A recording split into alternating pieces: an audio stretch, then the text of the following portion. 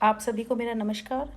मैं उपमा शर्मा, सहायक अध्यापक कन्या पूर्व माध्यमिक विद्यालय लिलोड़, जनपद शामली से। आज बच्चों आपको टेंस सिखाए जाएंगे। टेंस जिनको हिंदी में काल कहते हैं और समय भी कहते हैं, ठीक है। और ये कक्षा 6, 7, 8 तीनों कक्षाओं के लिए ही उपयोगी है। सभी बच्चे सीखेंगे tense, present tense, past tense and future tense. बच्चों, वाक्य को बनाने के लिए हमें सबसे पहले यह जानना जरूरी है कि हमारे टेंस कितने होते हैं। देखिए, हमारे टेंस 3 होते हैं, प्रेजेंट टेंस, पास्ट टेंस और फ्यूचर टेंस। हिंदी में टेंस को काल कहते हैं। काल यानी कि समय। एक साधारण सी भाषा में मैं आपको समझाती हूँ। प्रेजेंट का अर्थ है वर्तमान, जो हो रहा है। जैसे उदाहरण के रूप में आप कह सकते हैं कि मैडम हमें पढ़ा रही हैं या मैडम हमें पढ़ाती हैं। पास्ट टेंस, पास्ट का अर्थ होता है जो बीत चुका, जैसे हम स्कूल में खेलते थे। और फ्यूचर टेंस, फ्यूचर का अर्थ होता है आने वाला समय, जैसे लॉकडाउन के बाद आपके विद्यालय खुल जाएंगे। तो इन वाक्यों की पहचान होती है कि प्रेजेंट टेंस में वाक्य के अंत में है, हो, हूं आता है। पास्ट टेंस में वाक्य के अंत में था, थे, थी आता है। और फ्यूचर टेंस के वाक्य के अंत में गा, गे, गी आता है। प्रेजेंट ता, ती, ते, हो, हूं, है। पास्ट टेंस था, थी। फ्यूचर टेंस गा, गी, गे। भी पार्ट्स हैं, इनके भी भाग हैं, इनका भी विभाजन किया हुआ है। तो इन सभी टेंस का विभाजन 4 तरीके से किया हुआ है। Indefinite tense, continuous, perfect, continuous. अब हम इनको बोलेंगे तो कैसे बोलेंगे? Present indefinite tense, present continuous tense, present perfect tense, present perfect continuous tense. इसी तरह से past indefinite tense, past continuous tense, past perfect tense, past perfect continuous. और इसी तरह से future indefinite tense, future continuous tense, future perfect tense, future perfect continuous tense. सबसे पहले बात करते हैं हम प्रेजेंट इंडेफिनिट टेंस की। देखिए, प्रेजेंट इंडेफिनिट टेंस क्या है? इसकी साधारण सी पहचान है कि वाक्य के अंत में, हमारा हिंदी का वाक्य है, ता, ते, ती आते हैं। जैसे देखिए, राम। प्रेजेंट इंडेफिनिट टेंस में वाक्य बनाते समय वर्ब की फर्स्ट फॉर्म के साथ एस और ईएस लगाते हैं। राम खाना खाता है। ये आपका वाक्य है प्रेजेंट टेंस। अब आप ये देखिए कि प्रेजेंट टेंस में अगर आप इसका इंग्लिश में ट्रांसलेशन करते हैं तो आप कैसे करेंगे? राम, इसमें हेल्पिंग वर्ब नहीं आएगी। आपको पता है helping verb is are am होता है। प्रेजेंट इंडेफिनिट टेंस में वर्ब के साथ, और वर्ब के साथ क्या जुड़ता है? वर्ब प्लस एस और ईएस। ईट है, ईट के साथ एस जुड़ जाएगा, eats the food. Understand? Ram खाना, वे घर जाते हैं। दे, गो के साथ ईएस जुड़ेगा, गोज टू होम। ठीक है बच्चों?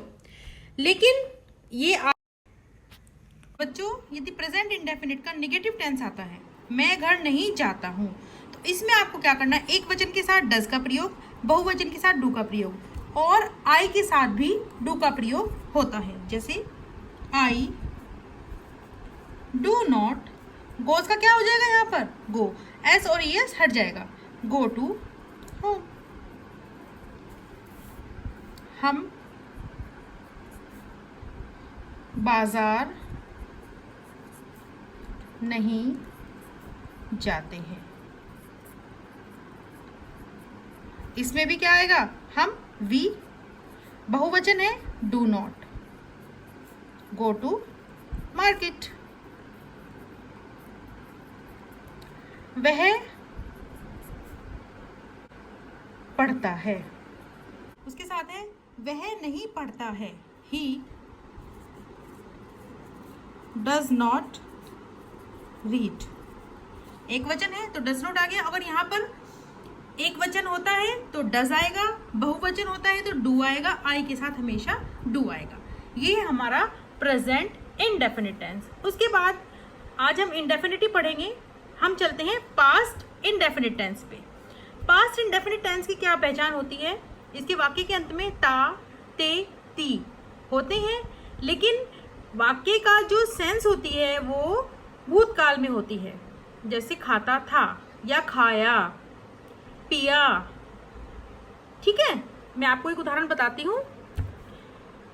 वह घर गया, तो आपको इसमें क्या लग रहा है कि कौन सा वाक्य है? गया, यानी कि वो चला गया। तो इसमें हो गया आपका पास्ट। वह, हम चलते हैं पास्ट इंडेफिनिट टेंस पे।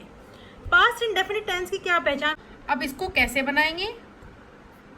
इसमें वर्ब की सेकंड फॉर्म प्रयोग होती है।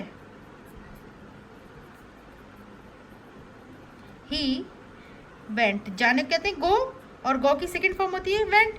ही वेंट टू होम, वह घर गया। ये आपका पास्ट इंडेफिनिट टेंस हो गया। और यदि इसको हम निगेटिव सेंटेंस में बनाते हैं तो क्या होगा?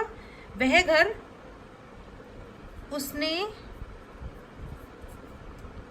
पानी नहीं पिया। अब इसमें क्या होगा भाई? इसमें क्या होता है, वहां पर डू डज लगे थे। पास्ट इंडेफिनिट में डिड का प्रयोग होता है। डिड, उसने, he did not drink the water. समझ आया आपके? वहां पर डू और डज का प्रयोग होगा, यहाँ पर डिड का प्रयोग होगा। ये पास्ट इंडेफिनिट टेंस है। उसके बाद हमारा आता है future indefinite tense. Future indefinite tense की पहचान बहुत ही आसान है।